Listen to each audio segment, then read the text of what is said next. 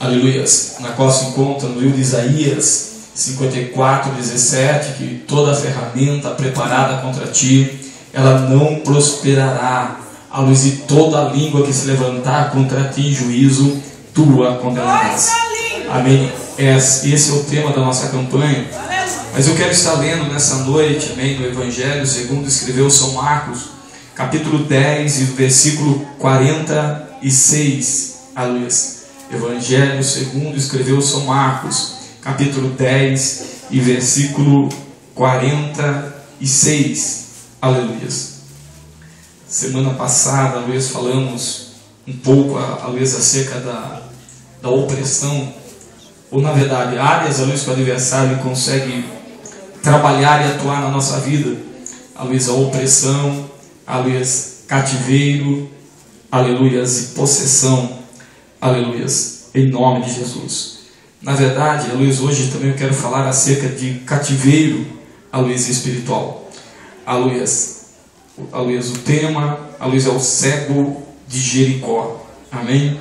Aqueles que acharam, digo amém. Amém. Aqueles que não acharam, misericórdia, eu espero, amém, em nome de Jesus. Evangelho segundo escreveu São Marcos, capítulo 10, versículo 46. Diz a palavra do Senhor: depois foram para Jericó, e saindo ele de Jericó com seus discípulos, e uma grande multidão, Bartimeu, o cego, filho de Timeu, estava sentado junto ao caminho, mendigando. E ouvindo que era Jesus de Nazaré, começou a clamar e a dizer: Jesus, filho de Davi, tem misericórdia de mim. E muitos o repreendiam para que se calasse, mas ele clamava cada vez mais: Filho de Davi, tem misericórdia de mim. E Jesus, parando, disse que o chamassem. E chamaram o cego, dizendo-lhe: tem bom ânimo, levanta-te, que ele te chama. E ele, lançando de si a sua capa, levantou-se e foi ter com Jesus. E Jesus, falando, disse-lhe: que queres que te faça? E o cego lhe disse: Mestre, que eu tenha vista. E Jesus lhe disse: vai, a tua fé te salvou. E logo viu e seguiu a Jesus pelo caminho. Amém? Até aí, a igreja podeis assentar, amém? Podeis assentar louvando, glorificando, engrandecendo e exaltando a luz ao nome do Senhor nosso Deus, a luz dessa noite. Interessante, a luz que essa história, essa passagem, a luz é uma passagem também bem conhecida, amém, muito falada. Aleluia, e vemos, aleluia, os três evangelhos, aleluia, falando acerca de Bartimeu, aleluia. Os três evangelhos, Marcos, Mateus e Lucas. Interessante que Mateus, aleluia, quando ele fala a respeito do cego, ele fala a respeito de dois cegos. Aleluia, Marcos, ele fala a respeito de um, e Lucas também fala de um. Interessante, aleluia, que Lucas, aleluia, escreve para gregos, Marcos escreve para os romanos, mas Mateus escreve para os judeus. Interessante que quando Mateus ele olha, ele vê os dois cegos. Aleluia, muitas das vezes as pessoas dizem: mas a Bíblia se contradiz. Não, ela não se contradiz. Pelo contrário, ela é perfeita naquilo que ela é enviada. Mateus, aleluia, quando ele fala, ele destaca dois. Porque judeu, aleluia, na verdade, ele vai eles em cima da regra. Não adiantava falar um, ainda que eu quisesse destacar um. Para judeu, aleluia, ou é aquilo ou é aquilo. Tanto que eles tratam a genealogia, aleluia, das pessoas ao pé da letra. Aleluia, mas Marcos não. Marcos e Lucas, quando vai escrever, Marcos ele vai escrever para os romanos. E é necessário uma descrição maior, talvez do milagre. Aleluia, tanto que nenhum escreve o nome, apenas Marcos, aleluia, dá o nome, na verdade, o nome do pai dele, porque Bartimeu não é nome. Bartimeu quer dizer Bar, filho de Timeu. Na verdade, não se dá o nome, aleluia, desse moço. Aleluia, mais interessante que Marcos e Lucas quer focar, aleluia, o milagre, o acontecido. Tanto que eles colocam, eles sentam, aleluia, um cego. Haviam dois sim, mas eles sentam um. Aleluia, que o milagre, aleluia, se tornou característico, aleluia, naquele lugar. E a Bíblia vem dizendo, aleluia, que depois eles foram para Jericó, e saindo ele de Jericó com seus discípulos, uma grande multidão, aleluias, e Bartimeu, o filho de Timeu, uma grande multidão que seguia, e Bartimeu, aleluias, na verdade, o filho de Timeu, estava à beira do caminho mendigando. Interessante se pararmos para pensar. Aleluias, a Bíblia não dá a idade desse moço. Aleluias, a Bíblia não dá, vamos dizer assim, pormenores, aleluias, disso. Mas se procurarmos, aleluias, Flávio José, um dos grandes historiadores, aleluias, da época, aleluias, ele descreve, aleluias, a história desse moço, aleluias, a história desse rapaz. A Bíblia descreve, aleluias, que a Bíblia não, aleluias, a história descreve que esse moço era filho de um general de guerra, aleluias, judeu. E a Bíblia diz que agora, aleluias, toda a Judéia, aleluias, ela agora se torna domínio, aleluias, romano. Na verdade, aleluias, Roma era a grande potência agora nessa época. E a Bíblia diz agora que os próprios soldados, aleluias, judeus, se tornam, aleluias, soldados romanos, aleluias, trabalhando a favor de Roma. E a Bíblia diz, aleluias, que o pai, aleluias, na verdade Timeu, o pai desse cego, ele se aposenta, aleluias, na verdade descansa. Mas a Bíblia, aleluias, a história diz que ele se revolta, ele diz, não é certo. Estamos pagando tributo para Roma. Aleluia, estamos sendo roubados, aleluia, por Roma. Aleluia, até agora escravizados por ela. Aleluia, se cria um grande motim, aleluia, se cria um grande exército de pessoas aposentadas, de outros revoltados, de pessoas que não aceitavam aquele comando. Aleluia, se levantam agora contra Roma. Aleluia, para guerrear, na verdade, para levantar uma anarquia. Aleluia, a história agora diz que aquele exército perde a sua guerra. E a Bíblia diz que agora que Timeu, aleluia, como general, ele é colocado, aleluia, de frente de um campo de batalha. É pego toda a sua família. Aleluia, a história diz que na verdade é furado os olhos, aleluia, de Bartimeu diante, aleluia, de Timeu. Aleluia, é furado os olhos daquele menino para quê? Para que talvez mais tarde ele também não se revoltasse contra a nação. Para que talvez mais tarde ele não se revoltasse contra o domínio, aleluia, de Roma. E a Bíblia diz que agora matam também, aleluia, Bartimeu, seu pai. Ou na verdade, aleluia, naquela família dão uma sentença: a daqui para frente ninguém mais.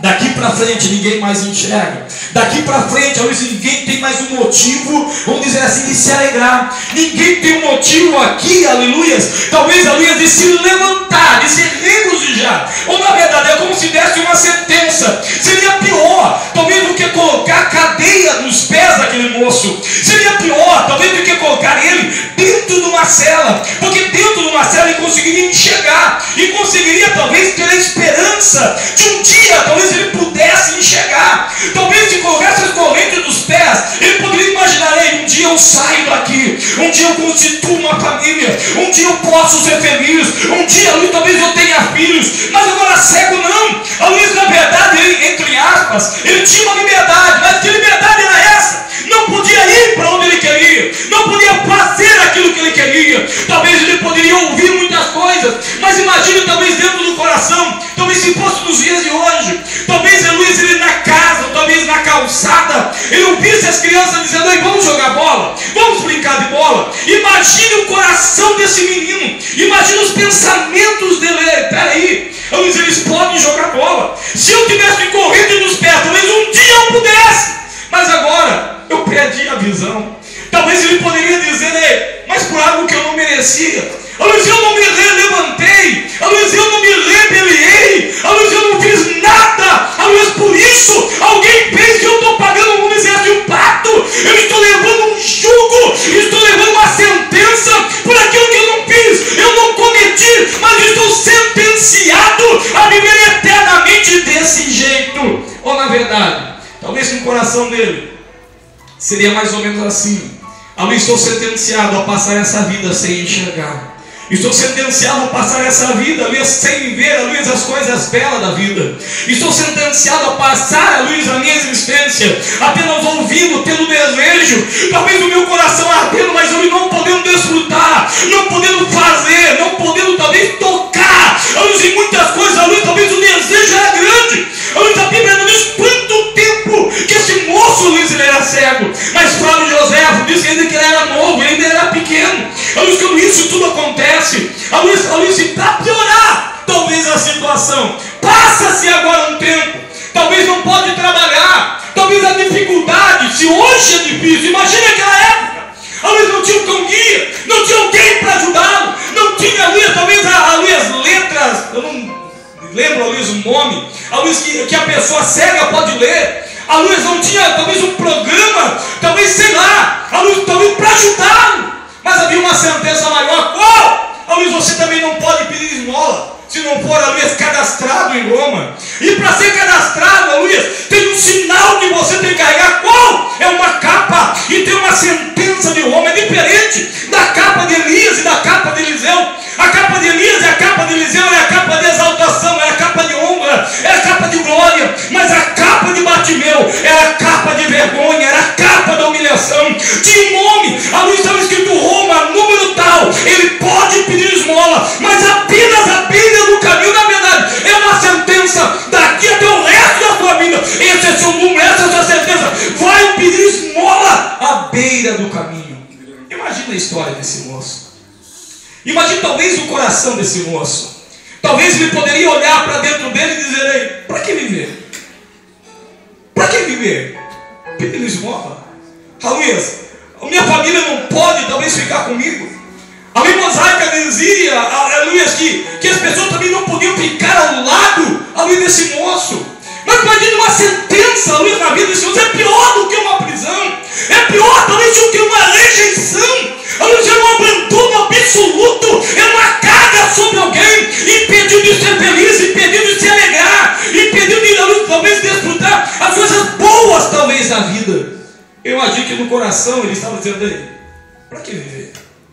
Por quê? Luiz, não posso casar, a lei me proíbe. Luiz, não posso trabalhar, a lei me proíbe. Não posso fazer tantas coisas, a lei me proíbe. Luiz, imagine o coração. Imagine talvez esse moço almejando o dia de amanhã. Qual é a perspectiva? Casar não posso, trabalhar não, ter família muito menos. Luiz, qual que seria uma perspectiva? Entrar no templo também não. Sacrificar a Deus não. Luiz, ser sacerdote não. Para ser sacerdote não podia ter defeito algum. Como? Qual é a perspectiva desse moço? Talvez para o dia de amanhã, talvez no dia nenhuma. Uma capa, sentença. As pessoas olhavam, eu imagino que talvez um tempo atrás as pessoas olhavam para Bartimeu e diziam: ei, você vai ser um grande soldado, rapaz, seu pai é general. Eu imagino que talvez um tempo atrás as pessoas olhavam para ele, talvez querendo trazer, olhando para ele, imaginando um futuro de glória, um futuro de graça sobre a vida daquele moço. Mas agora, eu imagino que talvez como Jó, as pessoas olhavam para ele dizendo: vamos se afastar dele, ele vai trazer dor de cabeça para nós, vamos se afastar dele. Imagino que talvez aqueles que eram amigos agora já não eram mais amigos, aqueles que eram irmãos já não eram mais irmãos também. Porque entenda uma coisa, meu irmão, que quantas das vezes só nos é irmão aquele que pode nos favorecer em alguma coisa. Vamos ser sinceros? Que quantas das vezes Luiz, o irmão ou a irmã está na pior. Luiz, a primeira coisa que nós olhamos, dizemos assim: ei, eu vou ter que ajudar. Ajudei uma vez, ajudei duas, tchau. Luiz, tem um ditado que eles vão dar linha na pipa. E estamos cansados de ver isso. Luiz, se torna sinônimo talvez de peso, de luta muitas das vezes. Era mais ou menos a história desse moço. A Bíblia não revela a sua idade, mas revela que ele estava à beira do caminho, mendigando. Talvez era mais ou menos assim, alguém passando dizendo: ei, por favor, pelo amor de Deus, me dá uma esmola. Me dá uma esmola, pelo amor de Deus. Imagine, talvez ele não via, mas ele podia ouvir alguém passando. Talvez a única súplica dele é: ei, me dá uma esmola, pelo amor de Deus. Me dá uma esmola, eu preciso viver, eu preciso comer. Me dá uma esmola, pelo amor de Deus. Se você não me dá uma esmola, eu vou morrer. Talvez eu vou ter necessidade. Me dá uma esmola, por favor. É a palavra daquele moço. Me dá uma esmola. A Bíblia não diz como também, mas diz que nesse momento ele ouve que Jesus estava passando. E a Bíblia diz, Luiz, que ele sai do lugar que ele estava. Luiz, eu não sei o que ele ouviu acerca de Jesus. Eu não sei, meu irmão, Luiz, o que pode, o que leva a um homem ou uma mulher, talvez estar lá dentro de um buraco, Luiz, talvez olhar para cima e ver ainda um fio de esperança. Eu não sei o que leva, Luiz,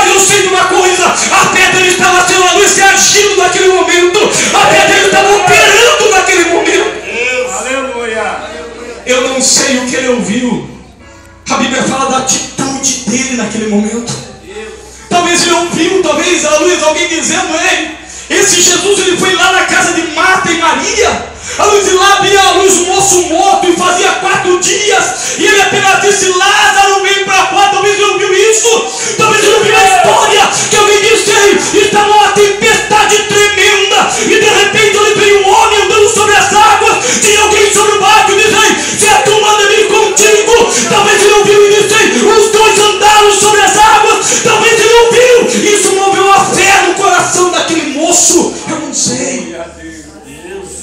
Mas a luz ouviu algo que aquele moço talvez ouviu e ele teve uma atitude, não.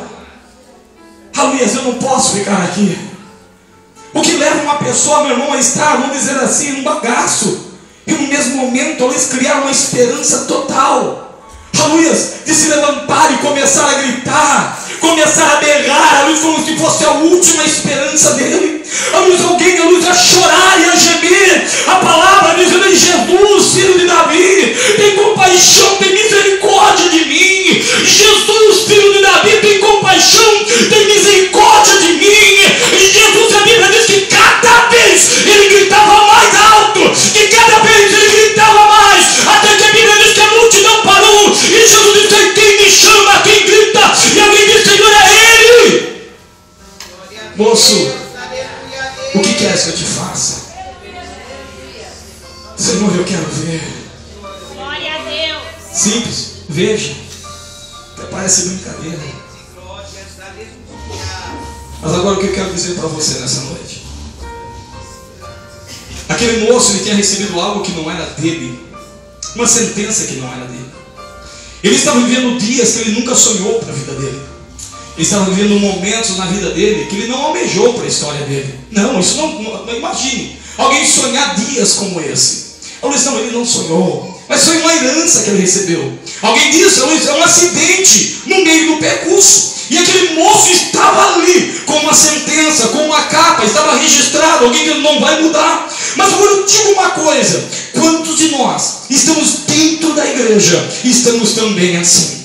Quantos de nós estamos dentro da casa de Deus, até nos alegramos nesse momento em que ouvimos a palavra, em que adoramos ao Senhor, mas saímos do lado de fora, meu irmão, é como se carregássemos um peso sobre os ombros. Quantos alunos têm dito, estou cansado de ouvir promessas e as coisas não acontecerem na minha vida? Quantos alunos muitas vezes estão dizendo, estou cansado de ouvir Deus falar e as coisas não acontecerem? A pessoa ouve a luz a respeito da alegria, mas não vive a alegria. Quantos alunos têm ouvido falar acerca da prosperidade, mas nunca viveu a prosperidade? Quantos alunos têm visto ouvir falar acerca da presença de Deus, mas a única presença que tem é a presença da guerra, da batalha, da perseguição? E quantas das vezes, em vez de talvez ter aquela palavra de ânimo, o que temos é aquela palavra de derrota.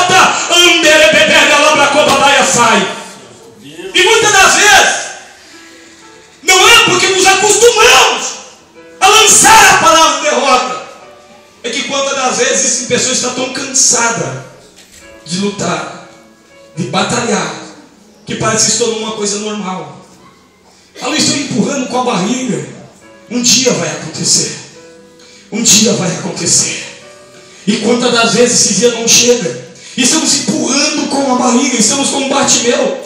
Talvez é algo que você não sonhou, é algo que você não pediu, é algo que não estava no seu script, não estava no seu currículo, mas talvez esteja vivendo dias de hoje. Talvez alguém pode dizer, meu irmão, é uma aprovação de Deus. Mas entenda, a aprovação tem dia e tem hora para acabar. A luta e a perseguição não, ela começa e não tem fim. A luz é um ataque constante, a luz do adversário contra a nossa vida. Mas se pararmos para pensar, meu irmão, que Deus tem prometido sobre a nossa vida, a promessa dele de vitória. Ele disse, ei, narabacaia, suiamberebeberia, e palavra caia, seiamberebedoria. Eu vim para que tenham vida, e vida com abundância. Mas quanto de nós podemos parar para dizer, Senhor, mas cadê a alegria, cadê a abundância, cadê a graça, Senhor, cadê a bondade sobre a minha vida? Que eu não sei o que é alegria, não sei o que é esperança, que eu não sei o que é motivação. Ei! Sai! Deus não chamou uma igreja para ser derrotada. Deus chamou uma igreja para ser triunfante, para ser sal da terra e para ser luz do mundo.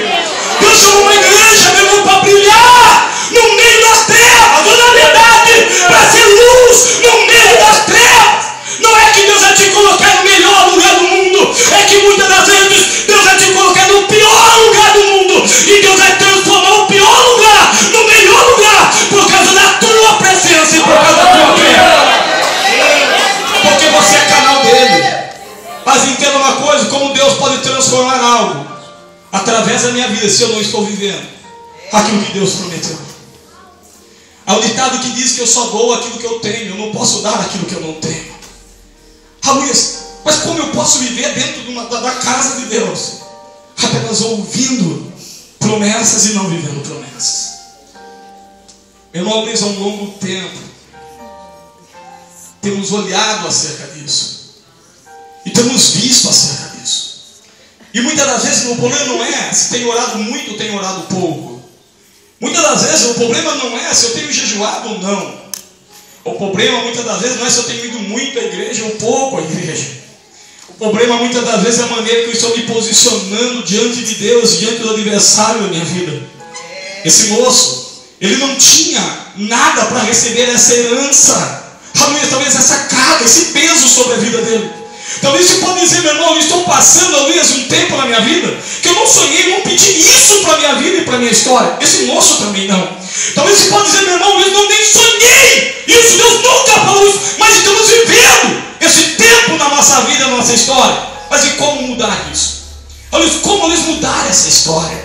Entenda uma coisa, o diabo só trabalha por legalidade na nossa vida.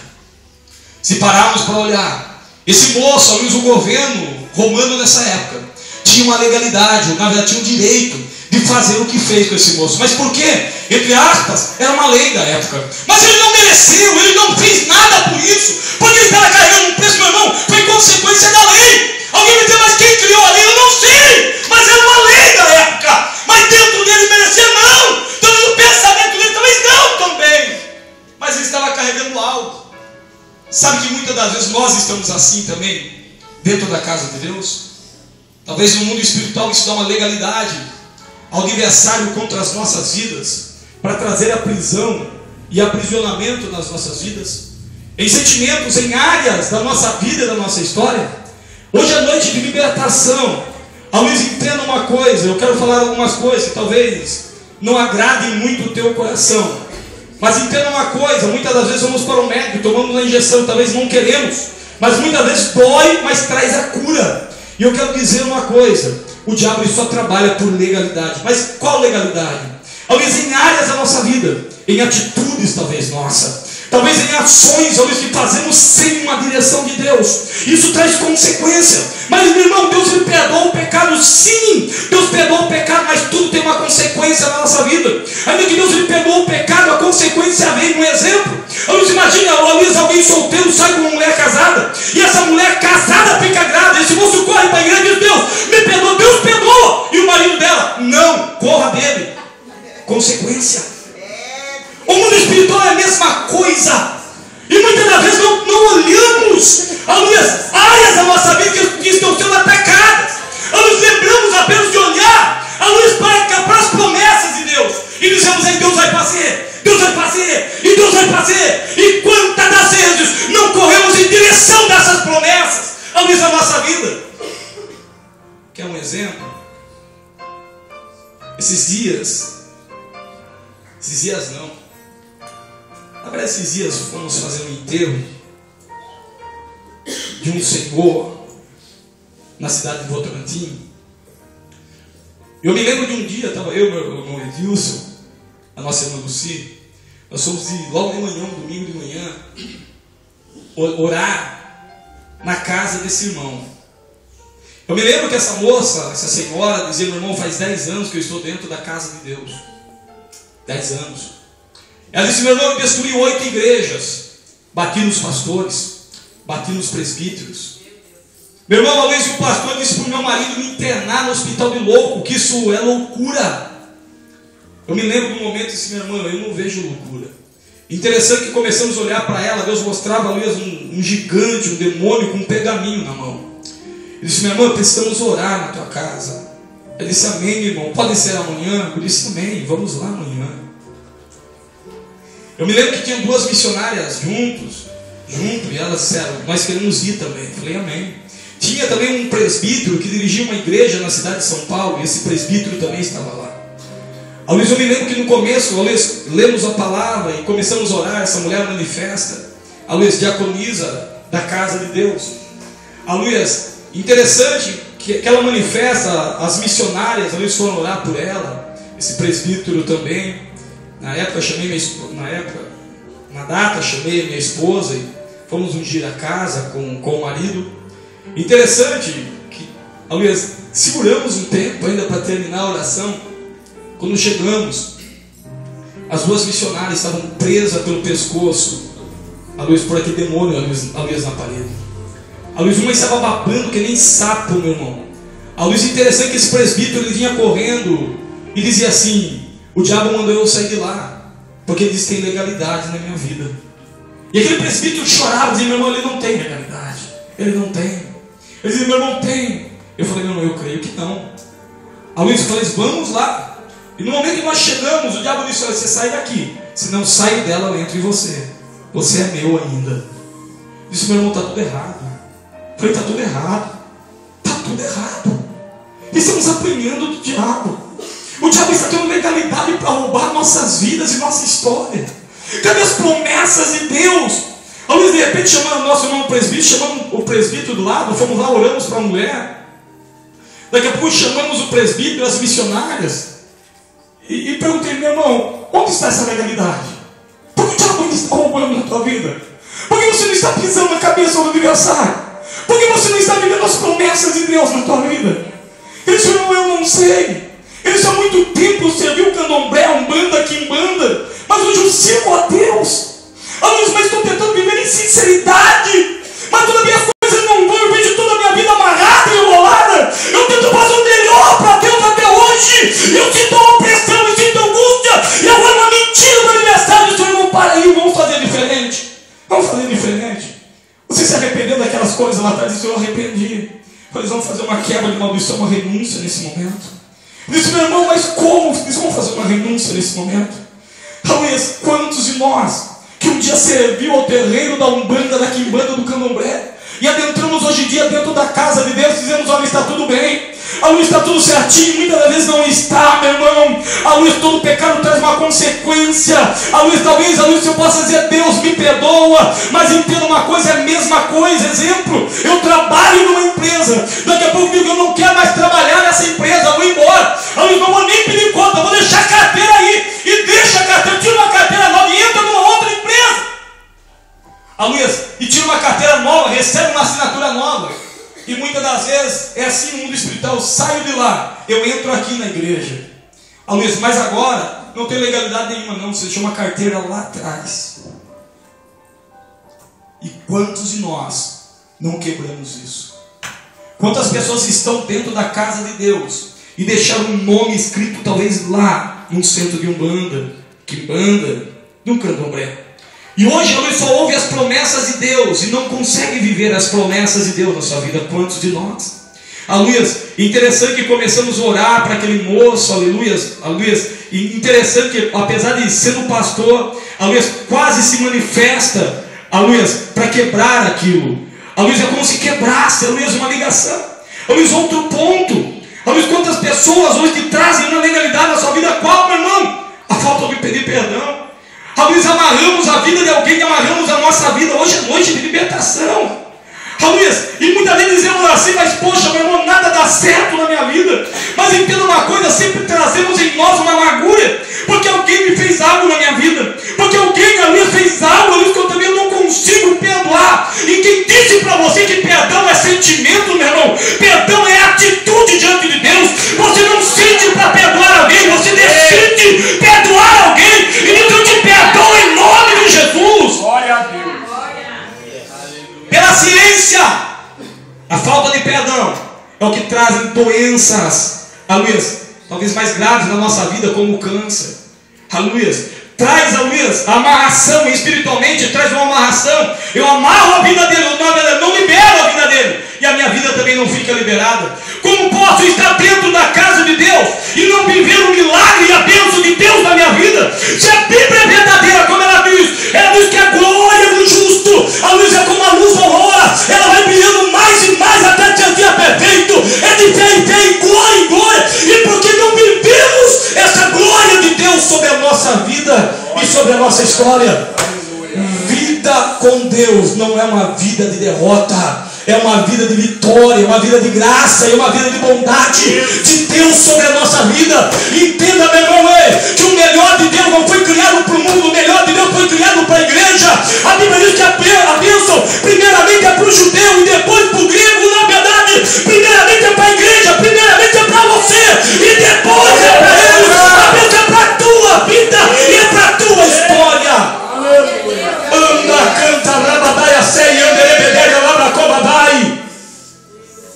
Qual que é outra legalidade? Palavras. Deus te deu poder. Toda palavra que sai da sua boca é uma semente. E toda semente lançada, ela vai dar frutos. Glória a Deus. O que você tem profetizado? Eu creio, Deus. Se Deus tem feito tanta promessa na tua vida e na tua história, o que tem saído dos seus lábios? Há um ditado que diz assim, meus irmãos, quer saber o que está à luz do coração? Quer saber a luz o suco, o sumo da laranja? Esprema ela. Quer saber o sumo da cana? Esprema ela, passe na moeda. Quer saber o que está no coração do homem? Esprema ele. Esprema ela. Um exemplo, pega alguém que seja com uma unha encravada, passe de lado e dê um pisão no pé dele. Ele é a primeira palavra que sai da boca dele. Com toda certeza não vai ser um glória a Deus, não vai ser uma aleluia. Eu já fiz prova disso, né? É triste. Triste. Só que isso só vai revelar o que está no teu coração. E nada mais. E você sabe que é nesses momentos que nós, Luiz, é um momento de maior plantio da nossa vida. É o momento da perseguição, é o momento da ansiedade, é o momento da dificuldade.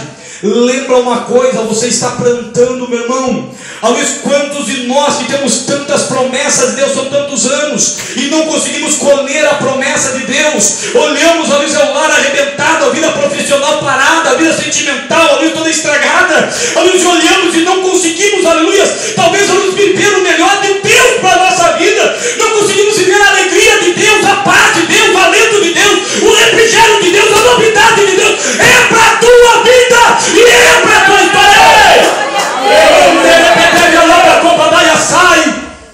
Quantas das vezes o adversário tem feito cativeiro em áreas da nossa vida.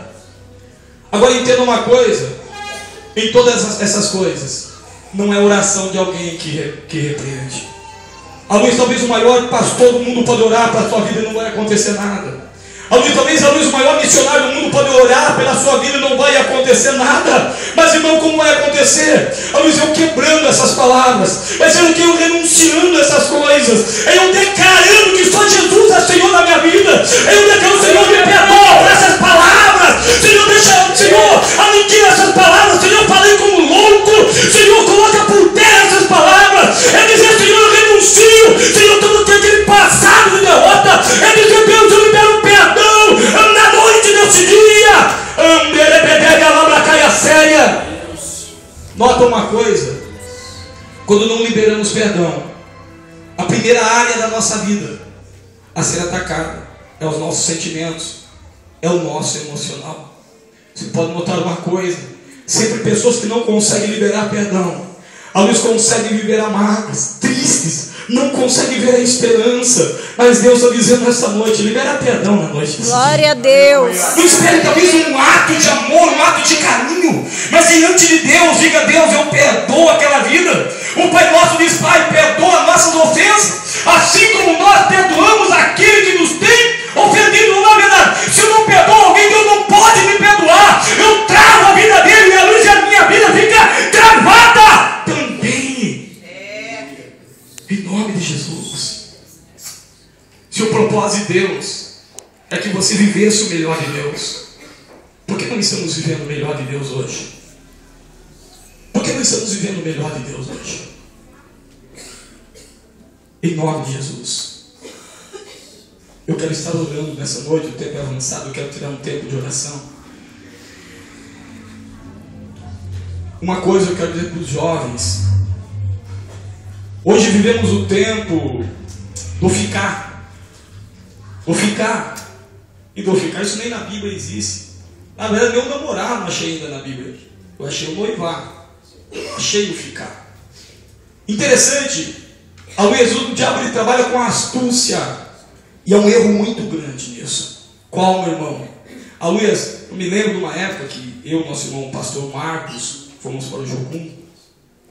E de umas coisas que eles nos disseram é que, biblicamente, há 5 tipos de sangues, Luiz, na Bíblia. O sangue vermelho, o sangue verde das árvores, o sangue preto, que é da raiz das árvores, mas também o sangue branco, que na verdade é o nosso DNA, Luiz.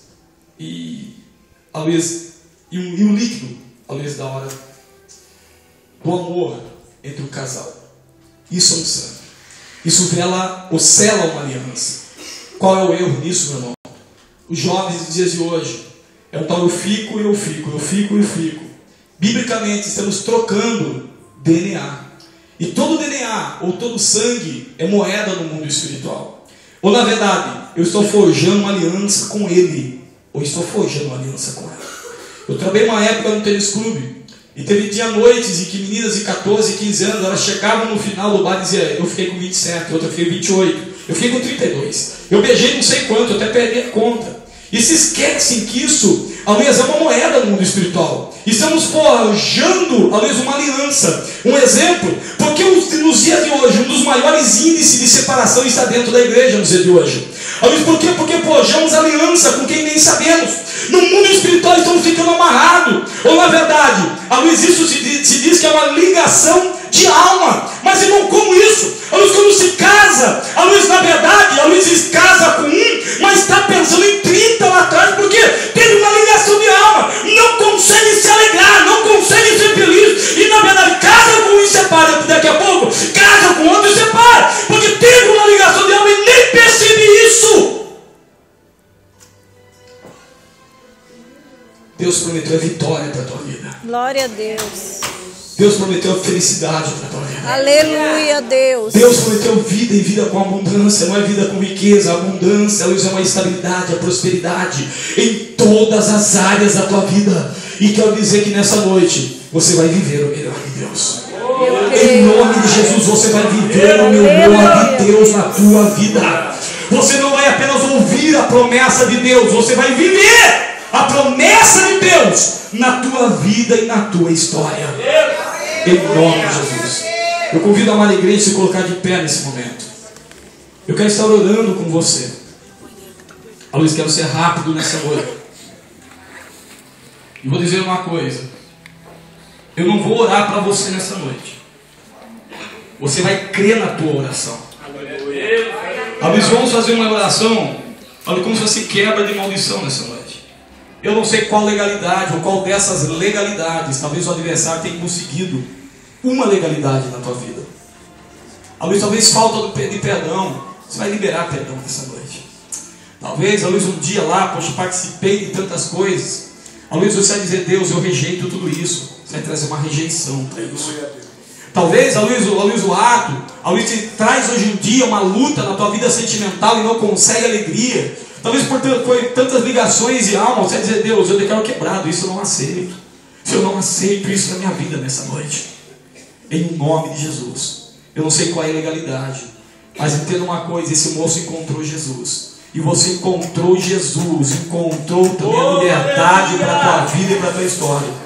Eu não estou pregando, meu irmão, aleluia, para quem não é crente, eu estou pregando para crentes nesse lugar. Eu estou pregando para pessoas que conhecem a palavra de Deus, e para pessoas que viveram e vivem a palavra de Deus, para pessoas que têm sonhado com a promessa, mas não têm vivido a promessa de Deus na tua vida e na sua história. Feche seus olhos nesse momento. Coloque a mão na tua cabeça nessa noite. Coloque as mãos na tua cabeça. Feche seus olhos nesse momento. Em nome de Jesus. Eu não quero ninguém, aliás, de olho aberto nesse momento. Feche seus olhos. Comece a olhar dentro do teu coração nessa noite. Eu não sei, aliás, qual é a ligação, qual é a legalidade, mas em nome de Jesus, é noite de libertação. Aliás, Deus vai trazer liberdade nessa noite. Se a liberdade dos sentimentos, comece a receber liberdade dos sentimentos nessa noite. Aliás, se é falta de perdão, comece a dizer, Deus, aliás, eu libero perdão no mundo espiritual nessa noite. Talvez não é, Luiz, talvez um sentimento, talvez você diga, eu não consigo liberar, eu não consigo perdoar, mas começa a dizer, Deus, eu perdoo.